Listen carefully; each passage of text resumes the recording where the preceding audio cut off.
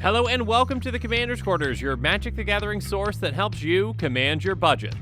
This show and episodes like this one are possible thanks to viewers like you. If you're looking for an easy way to help support this show, make sure that you like, share, and subscribe. Also, hit that bell notification icon so you don't miss any new episodes. You can also go check out our playmats and other merchandise at thecommandersquarters.com. We also have a ton of brand new t-shirt designs in stock, so make sure you check out those as well. Another easy way to support this show is with our TCG Player affiliate links. So whether you're buying a deck or individual cards, you can use this general link right here or one in the description. And the final way that you can support this show is by supporting us directly by becoming a patron. There are many benefits to being a patron, and I truly couldn't do this without all of their support. Hey everyone, Mitch coming in for the Commander's Course studio. Welcome to the show. So this is going to be a bit of a different episode, let's just say. Woke up this morning to an interesting Reddit post. And the more and more that you dig into the information out there, the more it seems, well, let's just say likely that something is up with that little oopsie that happened the other day. So yeah, the question for this episode is, wait, did Wizards lie? So to hear what I'm talking about, to get into all the details, and to hear my opinion on it, well, let's jump into it.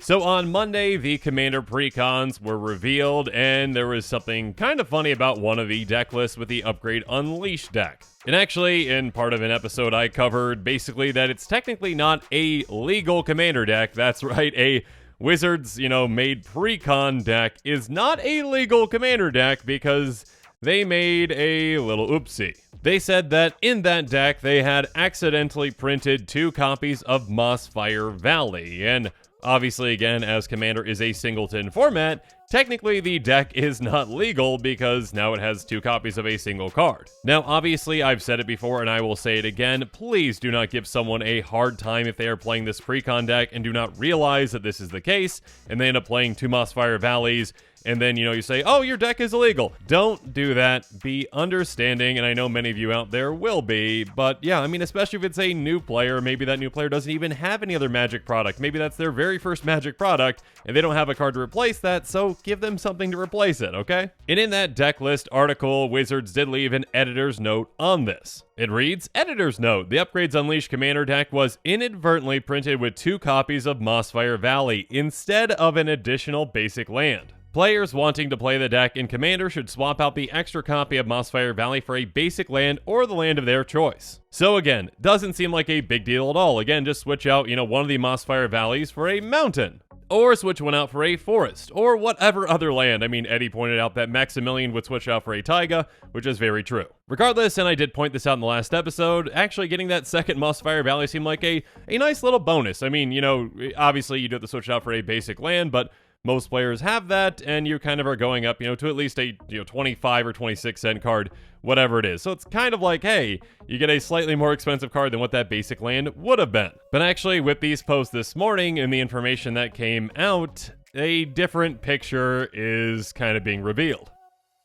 Because the actual card image galleries were released for the actual set and also for the Commander Precons. So on Wizards' actual site, when all the cards are spoiled, essentially, they say, here are all the cards, and they're organized, by color, and, by type of card, land, and artifact, etc., etc., etc. And there was actually a card that was present on the image gallery until it was taken down. So it is no longer on there. And that card is Nissa, Voice of Zendikar. Nissa is a legendary planeswalker, Nissa, that has 3 loyalty and costs 1 green. Her +1 is create a 0/1 green plant creature token. Her -2 is put a +1 counter on each creature you control. And her -7 is you gain X life and draw X cards, where X the number of lands you control. And of course, on this card, you can also notice the set symbol, which is most definitely the Commander Precons for Kamigawa Neon Dynasty set symbol. We also see in the bottom left that NEC, which is the, 3 letters for the Neon Dynasty Commander Precons. And of course, above that, we see 122. That is the apparent number of this card that was in the card image gallery, again at one point,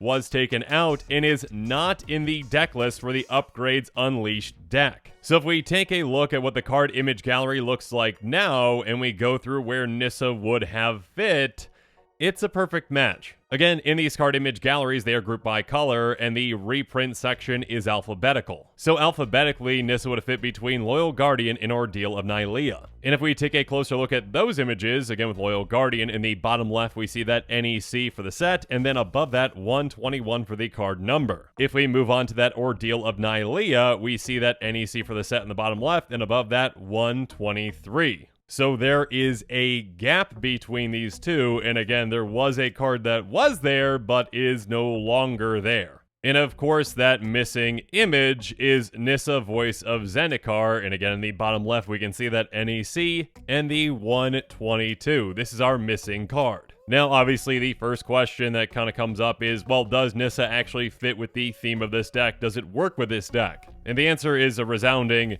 yes. Again, the face commander of the deck is Toshiro the Shattered Blade, which says, at the beginning of your end step, put a +1 counter on each modified creature you control. And again, that counts equipment, auras, and counters as modifications. Nissa's -2 fits in perfectly in this deck. Again, put a +1 counter on each creature you control. And of course, you can see that other green cards in this precon also deal with counters as well, like, Loyal Guardian, which can also get counters on all your creatures, and Ordeal Nylea, which also deals with counters. And on top of all this, we can actually see the actual image still. I mean, obviously, because you can see it right here, but it is on Scryfall as well. So even though it was pulled from the card image gallery, it very much still exists. And on Scryfall, you also can see that the actual price of Nissa, voice of Zendikar these days is right around $3, which, yeah, would be a nice reprint to include in a precon commander deck. So again, where I initially said in that previous episode where Mossfire Valley was kind of like a nice extra inclusion potentially, if you had a basic land to replace it because it's a, 25 or 26 cent card versus, a basic land which is cheaper, in comparison to this Nissa, you probably would have rather had, the actual $3 card versus a 25-cent one, and also, a legal commander deck with no duplicates because Nissa would take out one of the Mossfire Valleys.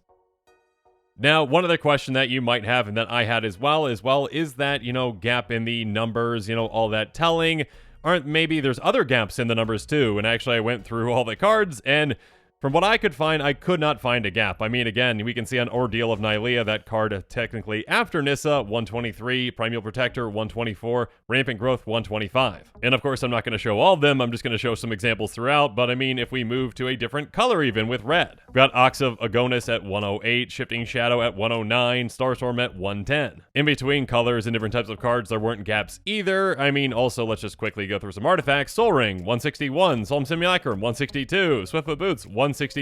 So I personally think that it's pretty telling that Nissa, voice of Zendikar, was intended for the deck. Again, originally showing up in the image gallery and having a number that lines up perfectly with where it was supposed to be. Now, the thing that I really don't like about all this is the lack of transparency, which, in my opinion, does seem to be a big problem with Wizards in the past couple of years. It's hard to trust a company when they're seemingly not upfront or honest with their player base, and sometimes that happens with big things, and sometimes that happens with smaller things. Regardless, it does seem over the past few years, at least to me, that it has been happening more and more lately, where it just becomes less and less of a prudent decision to take their words at face value. Again, the editor's note reads, the Upgrades Unleashed Commander deck was inadvertently printed with 2 copies of Mossfire Valley instead of an additional basic land.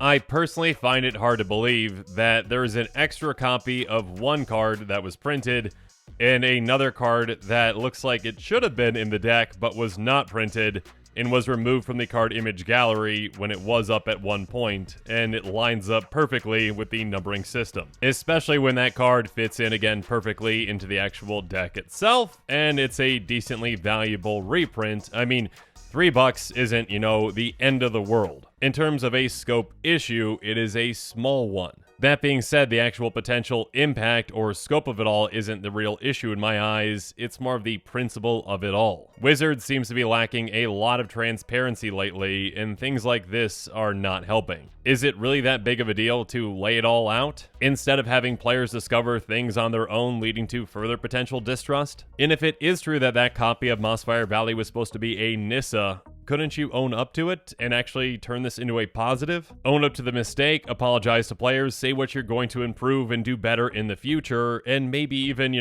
do what you can to make up for it. Maybe, send a bunch of Nissa Voice of Zendikars to LGSs, and they can give them out to players who are purchasing Commander Precons, or, to players who already bought a Precon, or just have it as a promo. There's a way to turn this mistake into a positive. Instead of players being more skeptical of Wizards for some of the things that they say, and some of the things that they do, and some things that come to light, you could turn this into a way to gain some trust back from the community. But at the end of the day, it's really not the end of the world. It's just another knock against Wizards' credibility in the minds of many. And with that, the show is coming to a close, so it's my turn to hear from you. So in the comments below, let me know what your thoughts on this episode are, and as always, thanks again and have a good one.